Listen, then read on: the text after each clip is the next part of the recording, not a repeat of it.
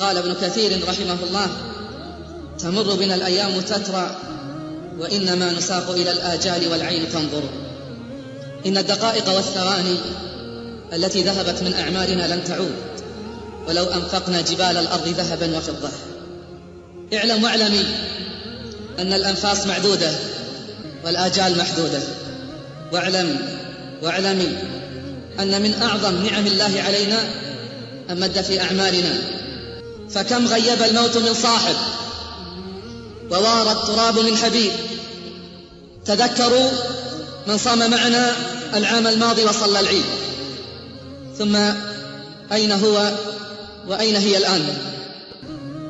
غيبهم الموت وواراهم التراب ونسيهم الأهل والأحباب. واجعلي لك من هذا الحديث نصيبا. قال صلى الله عليه وسلم: اغتنم 5 قبل 5. اغتنم حياتك قبل موتك، وصحتك قبل سقمك، وفراغك قبل شغلك، وشبابك قبل هرمك، وغناك قبل فقرك. رواه الحاكم. احرصوا رعاكم الله أن تكونوا من خيار الناس، كما قال صلى الله عليه وسلم وأخبر حين سئل: أي الناس خير؟ أي الناس خير؟ قال: من طال عمره وحسن عمله. إلهي، ثكلت خواطر أنست بغيرك، عدمت قلبا يحب سواك. فالمطلوب مني ومنك ومنك تحقيق تقوى الله جل في علاه. تقوى الله هي الغاية المنشودة والدرة المفقودة. قال سبحانه: ولقد وصينا الذين أوتوا الكتاب من قبلكم وإياكم أن اتقوا الله. وقال صلى الله عليه وسلم: اتق الله حيثما كنت. والتقوى في أبسط معانيها فعل المأمور وترك المحظور. فهل ترانا حققنا هذا بصيامنا، أم نحن ممن بالنهار يتقيه وبالليل يعصيه؟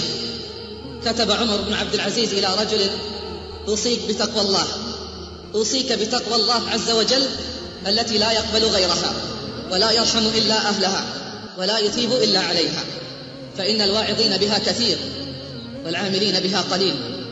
جعلني الله وإياكم من المتقين. تقوى الله أكرم ما أسررت، وأزين ما أظهرت، وأفضل ما ادخرت، والآخرة عند ربك للمتقين. إليك موجزا وبعضا من أخبار المتقين. قال البخاري: ما اغتبت مسلما منذ احتلمت. وقال الشافعي: ما حلفت بالله صادقا ولا كاذبا، ولو أعلم أن الماء يفسد علي مروءتي ما شربته. قيل لمحمد بن واسع: لما لا تتكئ؟ قال: إنما يتكئ الآمن وأنا لا زلت خائفا. إنما يتكئ الآمن وأنا لا زلت خائفا. وقرئ على عبد الله بن وهب: وإذ يتحاجون في النار فسقط مغشيا عليه. وحج مسروق فما نام إلا ساجدا. وقال أحدهم: ما كذبت منذ علمت أن الكذب يضر أهله. وقال أبو سليمان الداراني: كل يوم أنا أنظر في المرآة هل اسود وجهي من الذنوب؟ هذا حالهم، فكيف هو حالي وحالك؟ لبسنا الجديد وأكلنا الثريد ونسينا الوعيد وأمنا الأمل البعيد. رحماك يا رب، لماذا تريد الحياة؟ لماذا تعشق العيش إذا لم تدمع العينان من خشية الله جل في علاه؟ إذا لم نمدح الله في السحر، إذا لم نزاحم بالركب في حلق الذكر، إذا لم نصم الهواجر ونخفي الصدقات، هل العيش إلا هذا؟ قالوا: إذا لم تستطع قيام الليل وصيام النهار فاعلم أنك محروم. قال سبحانه: إن المتقين في جنات ونهر في مقعد صدق عند مليك مقتدر. هذه أخبارهم لمن شاء منكم أن يتقدم أو يتأخر. بدأ غريبا وسيعود غريبا.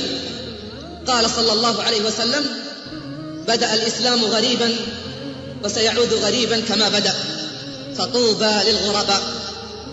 إن الذي يقرأ ويسمع عن أخبار السلف وقلة من الخلف يعلم أن الدين يعيش غربة بين أهله.